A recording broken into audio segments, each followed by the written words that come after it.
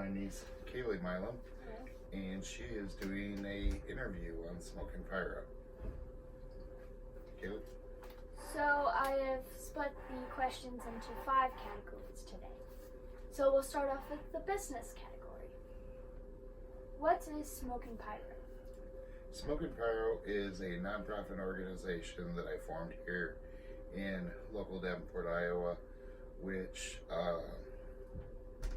serves the homeless and the ones in need, serving as in food, essentials, clothing, shoes, the basic needs, and providing help for them.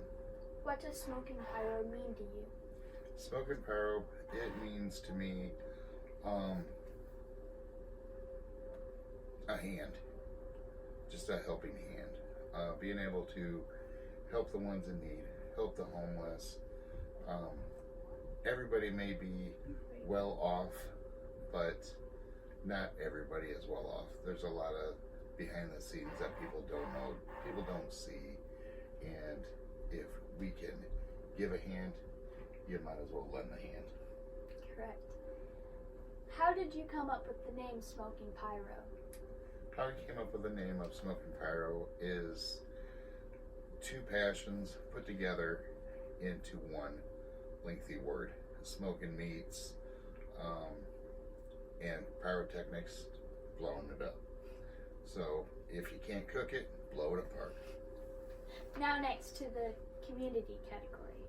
What does SmokinPyro do for the community? SmokinPyro, as I mentioned before, we provide food for the homeless and the ones in need, the soup kitchens, clothing, materials, items, anything like that. If we can donate it or help, give a helping hand, we're going to. Why do you feel like you have to provide for them? I don't have to provide. It's just a choice that I want to provide. It's been a passion of ours to help out and to volunteer in the community, and if we can, we will.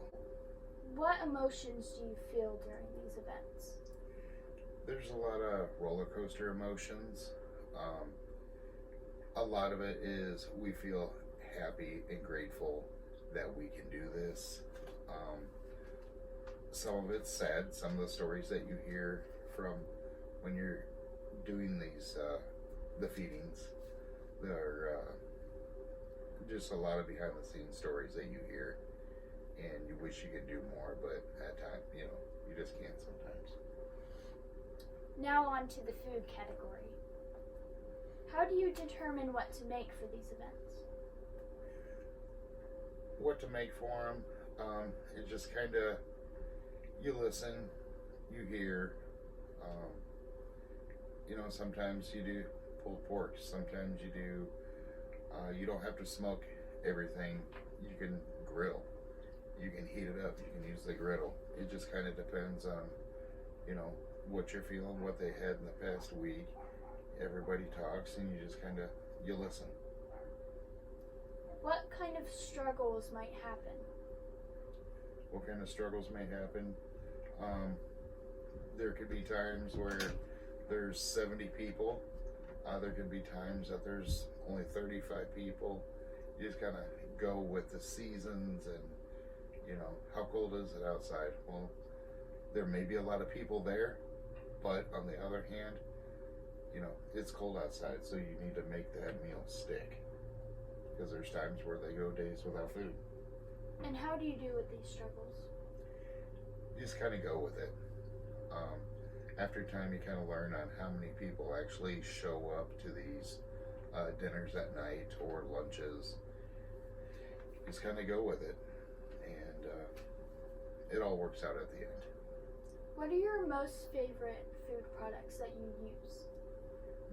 Famous food products that I use, the pulled pork, you get a lot of yield out of that. The chicken, the chicken breasts, they cook up fast so you can keep them going. The pork chops, you can keep them going. The pulled pork, it takes a while to prepare that. Now to the overall category. What made you start SmokinPyro? It's a passion. The passion, the drive to want to help out in the community, the Quad City area. You drive by and you see a lot of people down there. Then with the local shelters shutting down, somebody else has to step up. So that's what we do. Where do you see your business in 5 years? Where I see my business in 5 years, I would like to say that we're booming twice as hard, doing it twice as much. You don't know. Come check with me in 5 years. Where would you want to see yourself in 5 years? Where I'd want to see myself in 5 years is sitting down here and having the same conversation, but you don't know. It could go through the roof and become a full-time job, or it could be just on and off. Lastly, when are you going to retire your barbecue shoes? As soon as my lovely wife buys me a new pair. Okay. Would you like to say anything else? I would like to say thank you for this opportunity for the interview. Would also like to thank everybody that has provided, donated clothing, food, all that extra stuff that people need. There's an awful lot of people out there that need stuff, and donations are always welcome. And this is Behind the Meat.